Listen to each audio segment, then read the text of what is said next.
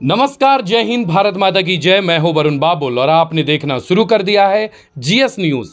GS news के पंचायती सियासत में आज हम हैं लतरा गांव में।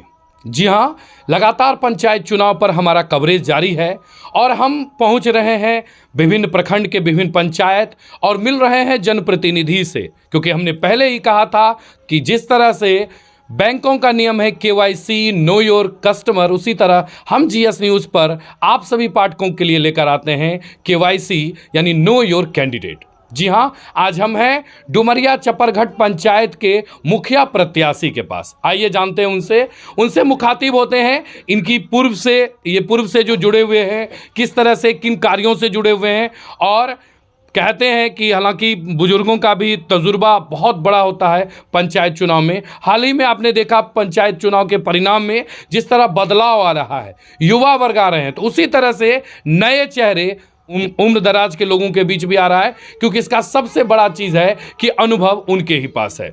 आइए करते हैं हम उनसे बातचीत, मुखातिब उनसे होते हैं उनसे। सर, आपका परिचय? मेरा नाम रामपूजन सिंह, मैं एमएससी हूँ और मैं शुरू से ही सामाजिक कार्य में लगा रहता हूँ। 1974 से ही हम इस कार्य में लगे हैं जी। और हम जब जेपी आंदोलन में थे उस समय भी थे। हम पहले दिल्ली में आईएएस का तैयारी करते थे। उसके बाद हम जब घर चले आए तो यहाँ चूँकि लोकल में राजनीति में हम पड़ गए और तब से हम इसी राजनीति में हैं। आप किस तरह से सर समाज सेवा में जुड़े हुए हैं पूर्व से? हम जब यहाँ घर आए उसी समय मेरे गांव में 14 नंबर का रोड टूट गया था और वह पानी जो गंगा का नदी पानी था उस पार से इस पार आया, तो उस समय हम उसको बांध को हम मरम्मत करवाए। और स्कूल से हाई स्कूल से लेके मैं अपने गांव तक सड़क नहीं था, आने जाने का कोई रास्ता नहीं था, तो उसको हम बनवाए। तो सर मतलब आप पूर्व से ही जुड़े हुए हैं, कहा जाए तो छात्र के समय से ही, जिस समय आप पढ़ाई करते थे? जी हाँ जी। अच्छा सर, एक चीज़ है, अभी तो पंचायत चुनाव का समय है और आप भी प्रत्याशी हैं। एक सवाल बनता है सर कि पूर्व के चुनाव और अभी के चुनाव को आप किस नज़र से देखते हैं? दोनों में अंतर है सर? जरूर अंतर है। पहले का चुनाव था लोग अपने लक्ष्य के अन के लिए करते थे, शान शौकत या समाज में अपना प्रतिष्ठा बढ़े, लगा अथी रहे। लेकिन अब जो चुनाव हो रहा है वो चुनाव हो रहा है लोग अपने कमाऊ के फेरे में। हाँ, अभी का चुनाव समाज सेवा नहीं है, अभी का चुनाव जो लड़ता है वो कमाऊ के फेरे में। अच्छा सर, आप भी मुखिया रहे हैं ना, किस कार्यकाल में आप मुखिया? हम 2001 में रहे हैं। तो सर 2021 है या 2020 कहा जाए, बीच का 4 पंचवर्षीय अगर गुजरा है, तो उस समय आप मुखिया रहे और अभी आप प्रत्याशी हैं। पहले और अभी में सर पंचायत राजनीति में कुछ अंतर है क्या? बहुत अंतर है। पहले लोग निस्वार्थ भाव से काम करते थे, जनसेवा के भाव से काम करते थे, उसमें ट्रांसपेरेंसी था। अभी का जो चुनाव है, यहाँ जो लोग काम कर रहे हैं वो अपने लिए करते हैं, और उसका अपना धन चीज जो भी हो ना अपने इर्द गिर्द में ही रखते हैं, जनता से उसको कोई सरोकार ही नहीं। सर आपका जो पंचायत है डुमरिया चपरघट, इसका क्या मतलब स्थिति रहा है सर? पंचायत का किस तरह यहाँ विकास हुआ है सर?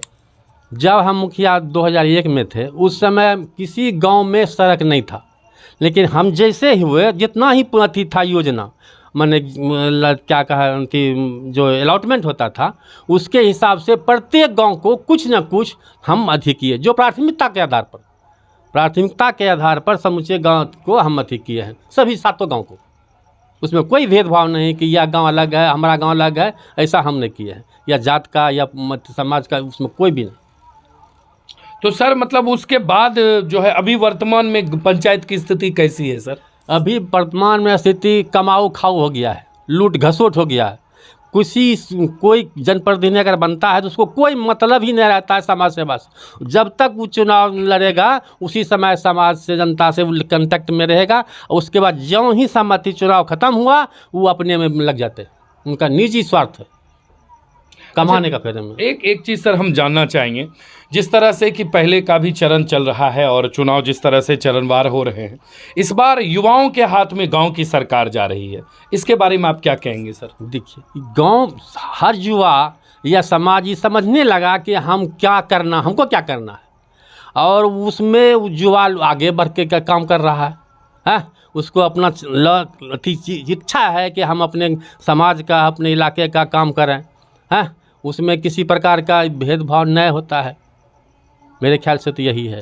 अच्छा सर, मतलब कि अगर हम बात करें मतलब पंचायत चुनाव के अलावे, तो सर एक अनुभव एक बहुत बड़ा जो है स्थान रखता है चुनाव में, आप इसे मानते हैं सर? ज़रूर ज़रूर मानते हैं।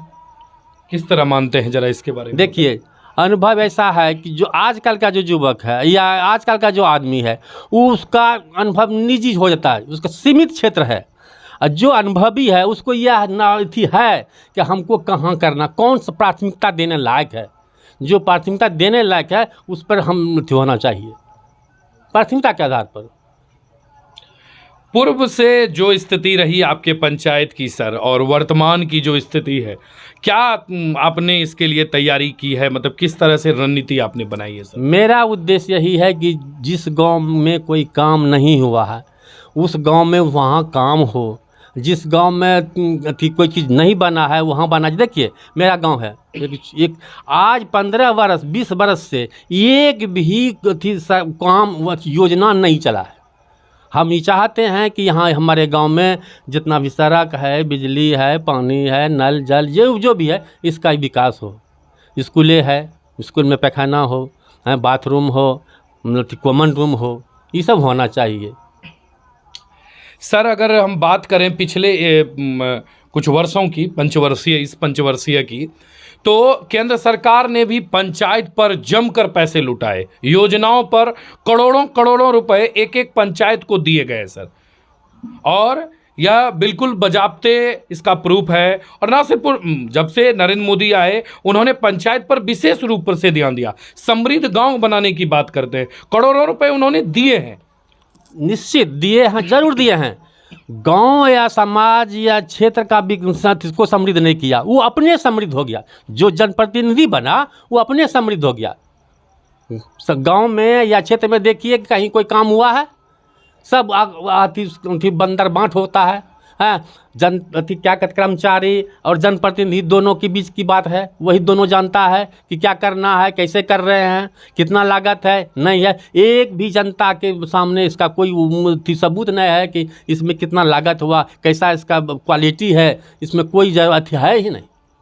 सर बिचौलियों का लगातार हर योजना हो, कोई भी सुविधा हो, हर चीज़ों में बिचौलिया हावी रहता है। इसमें आप इनकार नहीं कर सकते हैं कि गोपालपुर प्रखंड या आपका पंचायत भी इससे अछूता होगा। नछूता नहीं है, सब बिचौलियों के हाथ में है। तो सर बिचौलिया भी तो जनप्रतिनिधि के ही लोग हैं ना सर? जनप्रतिनिधि सीमित न है, जो जनप्रतिनिधि के इर्द गिर्द घुमा है रहता है वो उसी के पास में है, आम जनता के पास न है। आम जनता के पास चला जाए, आम आदमी के बीच में चला जाए, तब वो काम होगा।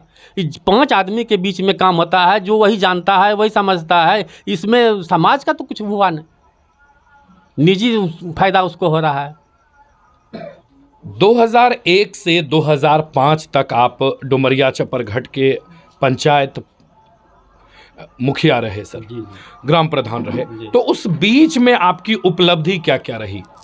देखिए, 2001 के जिसमें हम मुखिया थे उस समय नवटोलिया में, ग्राम नवटोलिया में नवसृजित विद्यालय खुलवाए, पोखरिया कालूचक में भी एक स्कूल खुलवाए, प्राथमिक विद्यालय, और एक कालूचक कटचीरा में भी मकान बनवाए प्राथमिक विद्यालय का। और हर एक गाँव, हर एक स्कूल में कॉमन लड़की के लिए कॉमन रूम बनवाए, लेटरिन बनवाए, वहाँ 4 दीवारी दिलवाए हैं, और उसको रास्ते से आने जाने के लिए रास्ता कनेक्ट किए हैं मेन रोड से स्कूल का। बात रही उसके बाद गांव में ऐसा कोई गांव नहीं है छूटा जहां की हम सड़क नहीं बनवाए, नाला नहीं बनवाए, विद्यालय मरम्मत नहीं करवाए, सामुदायिक भवन का मरम्मत नहीं करवाए। सामुदायिक भवन में क्या कहते हैं 4 दीवारी दिलवाए, जहाँ चापाकल नहीं था वहाँ हम चापाकल दिलवाए। और लतरा में तो आने का रास्ता नहीं था, हम 14 नंबर रोड से गांव तक सड़क बनवाए। हम हर एक गली में सोलिंग करवाए, उस समय उतना फंड नहीं था फिर भी करवाए। हाई स्कूल में मकान नहीं था, वहाँ हम बनवाए। क्या कहते मिडिल स्कूल जो लतरा था वहाँ भी हम बनवाए। पहले लतरा और कालू चक मिडिल स्कूल नहीं था हमारे पंचायत में। हमारे ही समय में 2 प्राथमिक विद्यालय अपग्रेड हुआ है, कालू चक और लतरा। हम ये काम करवाए हैं। अच्छा, एक चीज़ हम जानना चाहेंगे सर, उस समय तो इतनी योजनाएं नहीं आती थी, तो कैसे काम करवाते थे सर? जितना ही साधन था उसमें कोई भेदभाव नहीं, उसमें कोई लेन देन नहीं। जितना ही था उसको हम निश्चित रूप से उतना हम खर्च करके उसको हम पूरा करते थे। बिचौलियों का उसमें कोई योगदान नहीं, कोई सहयोग नहीं, सहमति नहीं, इसलिए हमारा काम हो जाता था। अभी तो सर योजनाओं का भंडार है सर, योजनाएं इतनी ज़्यादा है कि हाँ, इतना यहाँ अभी का जो योजना है वो बंदर बांट होता है, करोड़ों का योजना है। लेकिन देखिए आप पत्रकार हैं, आप जाके देखिए इस गांव में, क्षेत्र में कहीं अगर कोई काम हुआ हो, जो भी काम हुआ 1 पैसे का काम होता है, लाखों का बिल बनता है। अपने पेट में अपने इर्द गिर्द के जो चमचा लोग हैं उसी को वो लोग परिपूर्ण करता है। समाज के लिए कोई काम नहीं हुआ। अच्छा सर, एक सवाल है आपसे कि आप निश्चित रूप से आपका जो उम्र है और जो आपके पास अनुभव है वो एक जो है बुजुर्ग वाला अब होने चला है। निश्चित रूप से आप हमारे समाज के एक बहुत ही प्रतिष्ठित स्तंभ हैं। अभी के युवाओं को सर कैसे समझाएंगे? हम युवाओं को इस तरह समझाएंगे कि वो अभी का जो समय है उसके अनुकूल वो काम करे, है उसमें समाज को ध्यान में रख के कोई काम का योजना का आगे बढ़ावे, उसको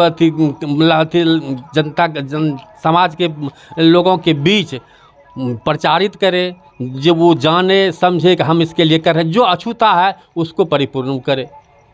मेरा यही कहना है। अच्छा सर, एक चीज़ हम आपसे जानना चाहेंगे कि 2001 और 2021 तो निश्चित रूप से एक बहुत बड़ा अंतराल है। अभी के लोगों को आप कैसे समझाएंगे, कैसे मतदाता को? क्या वो 2001 वाला तो समय आ नहीं सकता है, लेकिन अब वर्तमान का जो समय है उसको हम यह समझा सकते हैं कि देखिए जो अभी का समय है उसके अनुकूल चलना है।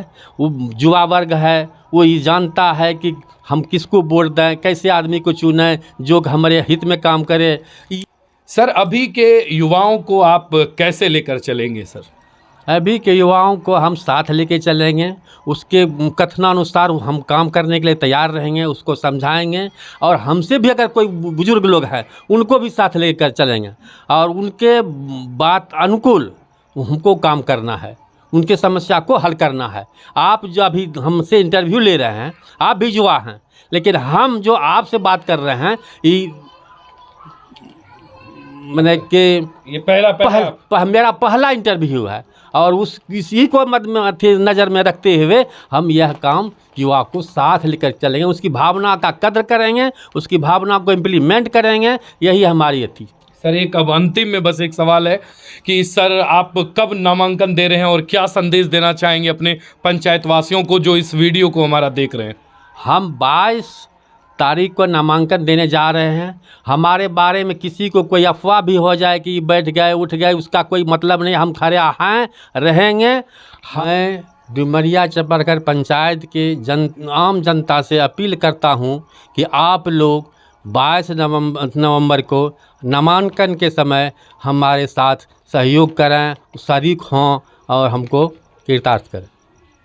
देखिए, एक बहुत बड़ी चीज़ जो अभी सर ने कहा निश्चित रूप से कि अभी के जो बुज़ुर्ग हैं या जो उम्रदराज लोग हैं वो भी युवाओं के साथ चलने के लिए तैयार हैं।